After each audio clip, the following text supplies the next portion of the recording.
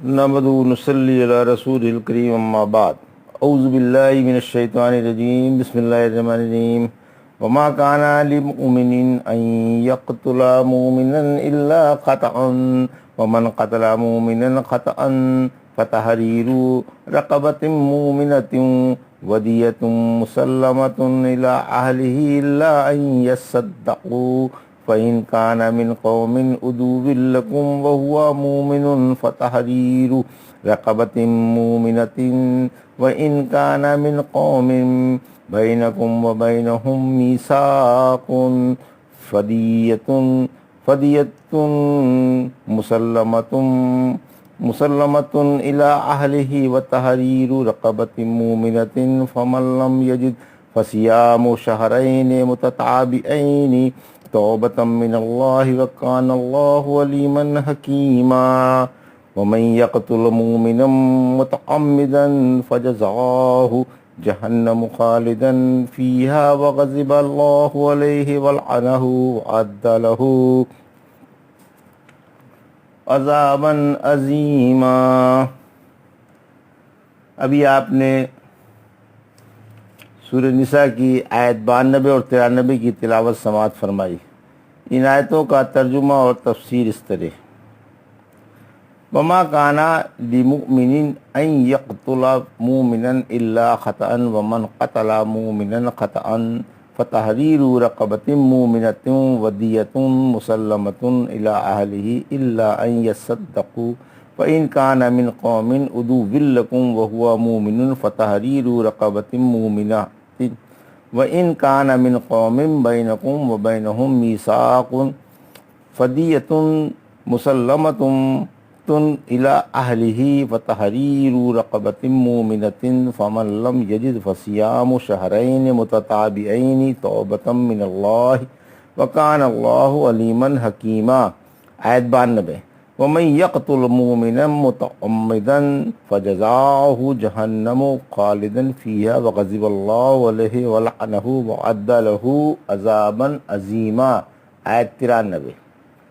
ترجمہ: اور مومن کی یہ شان نہیں کہ وہ کسی مومن کو بحث غلطی کے قتل کرے، اور جس نے غلطی سے کسی مومن کو مار دیا تو اس کا کفارہ ایک ایمان والی گردن کو آزاد کرنا اور اس کے گھر والوں کو خون بہا پہنچانا ہے، مگر یہ کہ وہ بطور صدقہ معاف کر دیں، اور اگر مقتول اس قوم کا ہو جو تمہاری دشمن ہے اور وہ خود مومن ہو تو صرف ایک ایمان والی گردن کا آزاد کرنا ہے، اور اگر مقتول اس قوم کا ہو جس سے تمہارا معاہدہ ہو چکا ہے تو دیت اس کے گھر والوں کے حوالے کر دی جائے اور ایک ایمان والی گردن آزاد کی جائے۔ پھر جس نے غلام یا لونڈی کو نہ پایا تو اسے لگاتار 2 ماہ کے روزے رکھنے پڑیں گے۔ یہ قاتل کی اللہ کی طرف سے توبہ ہے اور اللہ خوب جاننے والا بڑی حکمت والا ہے۔ اور جو کوئی دیدہ دانستہ کسی مومن کو مار ڈالے اس کی سزا جہنم ہے جہاں وہ ہمیشہ ہمیشہ رہے گا۔ اللہ اس سے ناراض ہے اور اس پر اس کی یہ لعنت ہے اور اس نے اس کے لیے بڑا عذاب تیار کر رکھا ہے۔ یہ تھا ترجمہ۔ اب تفسیر۔ آیت 92: مسلمانوں کا خون حلال نہیں۔ مومن کا اپنے کسی بھائی مومن کو کسی صورت سے بھی قتل کرنا روا نہیں، جیسا کہ رحمت عالم صلی اللہ علیہ وسلم نے فرمایا کہ کسی مسلمان شخص کا خون جو اس بات کی گواہی دیتا ہو کہ اللہ کے سوا کوئی حقدار عبادت نہیں اور میں اللہ کا رسول ہوں، حلال نہیں۔ البتہ ان 3 صورتوں میں سے کسی صورت کی وجہ سے حلال ہے: جان کے بدلے جان، شادی شدہ زناکار، مرتد جس نے اپنا دین چھوڑ دیا ہو اور جماعت سے علیحدہ ہو گیا ہو۔ یعنی قصاص میں، شادی کے بعد زناکاری میں اور ارتداد میں خون بہانا حلال ہے۔ پھر اگر ان باتوں میں سے کوئی سی بات پیش آ جائے تو کوئی شخص اس کو قتل نہیں کر سکتا۔ یہ کام امام یا نائب امام کا ہے۔ غالباً یہ آیت عیاش رضی اللہ عنہ بن ابی ربیہ ابو جہل کے اخیانی بھائی کے بارے میں اتری، جس کی ماں کا نام اسماء بنت مخرمہ تھا۔ عیاش رضی اللہ تعالیٰ عنہ نے ایک شخص حارث بن یزید غامدی کو قتل کر ڈالا تھا، جو ان کو اور ان کے بھائی کو اسلام لانے کی وجہ سے ستا رہا تھا۔ عیاش نے کے دل میں اس کی طرف سے قدورت تھی، پھر وہ شخص مسلمان ہو گیا اور اس نے ہجرت بھی کی۔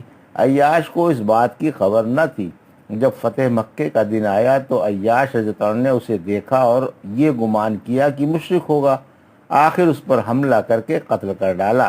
اس پر یہ آیت اتری، قتل خطا میں دو باتیں واجب ہیں۔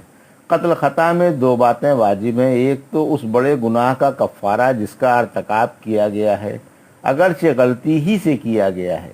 غلام یا لونڈی کا مومن ہونا شرط ہے، کافر کو آزاد کرنے سے کفارہ ادا نہ ہوگا۔ نابالغ بھی ناکافی ہے تاوقت یہ ایمان لانے کی حد تک نہ پہنچا ہو۔ پھر فرمایا ہاں اگر وہ صدقہ کر دیں تو خیر، یعنی قاتل کے عاقلہ پر دیت واجب ہے جو مقتول کے گھر والوں کے حوالے کر دی جائے، البتہ اگر مقتول کے گھر والے دیت معاف کر دیں تو معاف ہے۔ پھر فرمایا اگر مقتول مومن ہو لیکن اس کے گھر والے کافر و حربی ہوں تو انہیں دیت نہیں دی جائے گی۔ اس صورت میں قاتل کے ذمے محض ایماندار غلام یا لونڈی کا آزاد کرنا ہے۔ پھر فرمایا اگر مقتول کے گھر والے ذمی یا حلیف ہوں تو انہیں ان کے مقتول کی دیت ملے گی، اور قاتل کے ذمے ایماندار لونڈی یا غلام کا آزاد کرنا بھی واجب ہے۔ پھر فرمایا جس کو غلام لونڈی کا مقدور نہ ہو وہ لگاتار 2 ماہ کے روزے رکھ لے، یعنی درمیان میں روزہ چھوڑے نہیں، برابر رکھتا رہے۔ اگر بلا عذر بیماری یا حیض نفاس کے روزہ چھوڑ دے تو پھر نئے سرے سے رکھنے پڑیں گے۔ پھر فرمایا کہ یہ اللہ کی طرف سے توبہ ہے، یعنی قاتل خطا کی یہ توبہ ہے کہ جب ایسے غلام کا مقدور نہ ہو تو لگاتار 2 ماہ کے روزے رکھ لے۔ قتل عمد کی وعید، آیت 93۔ اس آیت میں قاتل عمد کے لیے سخت ڈراوا اور زبردست وعید ہے۔ یہ عظیم گناہ قرآن کی اکثر آیتوں میں شرک کے ساتھ بیان کیا گیا ہے۔ سورہ فرقان کی آیت 68 میں اللہ رب العزت فرماتا ہے جو اللہ کے ساتھ دوسرے کو معبود نہیں پکارتے اور حق کے سوا اس نفس کو قتل نہیں کرتے جس کو اللہ نے حرام فرما دیا ہے۔ سورہ انعام کی 151 آیت میں فرمایا اور جس کا قتل کرنا اللہ نے حرام کر دیا ہے اسے قتل نہ کرو مگر حق کے ساتھ۔ رحمت عالم صلی اللہ علیہ وسلم نے فرمایا قیامت کے روز سب سے پہلے خونوں کا فیصلہ کیا جائے گا۔ ایمان والا ہمیشہ نیکیوں اور بھلائیوں میں بڑھتا رہتا ہے جب تک حرام خون کا ارتکاب نہ کرے، پھر جب حرام خون کا ارتکاب کر بیٹھتا ہے تو ہلاک ہو جاتا ہے۔ اللہ کے نزدیک دنیا کا زوال ایماندار شخص کے قتل کی بنسبت آسان ہے۔ اگر آسمان و زمین والے مل کر ایک ایماندار شخص کو قتل کر دیں تو یقیناً سب کو اللہ پاک اوندھے منہ جہنم میں جھونک دے گا۔ کیا جان بوجھ کر قتل کرنے والے کی توبہ مقبول ہے؟ قاتل کی توبہ مقبول ہو جاتی ہے اگر وہ جھک جائے، خشوع و خضوع کرے اور نیک عمل کرنے لگے تو اللہ تعالیٰ اس کی برائیوں کو نیکیوں سے بدل دے گا۔ مقتول کو ظلم کا بدلہ خود ادا کر دے گا اور اسے راضی کر کے اس کا مطالبہ چھڑوا دے گا۔ اللہ پاک نے فرمایا سورہ فرقان کی آیت 68 سے 70 میں جس نے شرک، قتل اور زنا کیا وہ اس کی سزا دیکھ لے گا، قیامت کے دن اس پر عذاب ہوگا اور جہنم میں ذلیل و خوار پڑا رہے گا۔ البتہ جس نے توبہ کر لی، ایمان لے آیا اور نیک عمل کرنے لگا، اللہ ایسے لوگوں کی برائیوں کو نیکیوں سے بدل دے گا۔ یہ ایک ایسی خبر ہے جس میں نسخ کی صلاحیت ہی نہیں، نہ اسے مشرکوں پر محمول کر سکتے ہیں، پھر اس کو مومنوں پر بھی حمل نہیں کر سکتے کیونکہ ظاہر کے خلاف ہے اور دلیل کی بھی ضرورت ہے۔ سورہ زمر کی آیت 53 میں فرمایا اے میرے بندو جنہوں نے اپنی جانوں پر ظلم کیا ہے اللہ کی رحمت سے نا امید نہ ہونا۔ یہ آیت اپنے عموم پر ہے، کفر، شرک، شک، نفاق، قتل اور فسق و فجور سب کو گھیرے ہوئے ہے۔ ان گناہوں سے جو شخص توبہ کر لے گا اللہ پاک اس کی توبہ قبول فرما لے گا۔ سورہ نساء کی آیت 48 میں فرمایا اللہ پاک شرک کو نہیں بخشتا، باقی تمام گناہوں کو جسے چاہے بخش دے۔ یہ آیت شرک کے علاوہ ان تمام گناہوں کو گھیرے ہوئے ہے جو اسی صورت میں اس آیت کے ما بعد اور ما قبل بیان کیے گئے ہیں، تاکہ امید میں قوت پیدا ہو جائے، اور ان میں قتل بھی ہے۔ حدیث میں ایک اسرائیلی کا واقعہ آیا ہے جس نے پورے 100 آدمیوں کو قتل کیا تھا، پھر ایک عالم سے پوچھا تھا کیا میری توبہ قبول ہو جائے گی؟ تو اس نے جواب دیا تھا کہ تیری توبہ کے اور تیرے درمیان کیا چیز حائل ہے، یعنی خلوص سے توبہ کر لے، توبہ قبول ہو جائے گی۔ پھر کہا اس بستی میں چلا جا جہاں اللہ کی عبادت ہوتی ہے اور یہاں سے ہٹ جا۔ چنانچہ اس نے ہجرت کی، لیکن راستے ہی میں اس کا وقت آ گیا اور وہ مر گیا۔ آخر اس پر رحمت کے فرشتوں نے قبضہ کر لیا۔ قتل عمد میں وجوب و کفارے کی دلیل۔ واصلہ بن اسقہ رضی اللہ تعالیٰ فرماتے ہیں نبی کریم صلی اللہ علیہ وسلم کے پاس بنی سلیم کے آدمی آئے اور کہنے لگے کہ ہمارے آدمی پر جہنم کی آگ واجب کر دی گئی ہے، یعنی اس نے جان بوجھ کر خون کر دیا۔ فرمایا اس کی طرف سے غلام آزاد کر دو، اللہ اس کے ہر عضو کے بدلے اس کے ہر عضو کو جہنم سے آزاد فرما دے گا۔ عزیف بن دہلمی کہتے ہیں کہ ہم نے واصلہ بن اسقہ لیسی کے پاس جا کر کہا وہ حدیث بیان کرو جو تم نے رسول اللہ صلی اللہ علیہ وسلم سے سنی ہے۔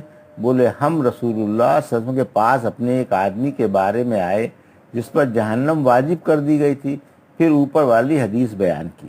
ابو داؤد کا یہ لفظ ہے کہ ہم نے واصلہ کے پاس آ کر کہا ہم سے حدیث بیان کرو جس میں کمی بیشی نہ ہو۔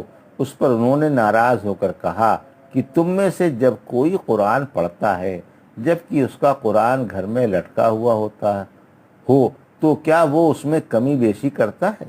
ہم نے کہا ہماری مراد حدیث سے ہے جو آپ نے رسول اللہ صلی اللہ علیہ وسلم سے سنی ہے۔ پھر حدیث بیان کی۔ معلوم ہوا کہ قتل عمد میں بھی کفارہ واجب ہے۔ یہ تھا سورہ نساء کی آیت 92 اور 93 کا ترجمہ اور تفسیر جو ابھی آپ نے سماعت فرمائی۔ بارک اللہ لی و لکم فی القرآن الحکیم و نفعنا ایاکم بآیات الذکر الحکیم۔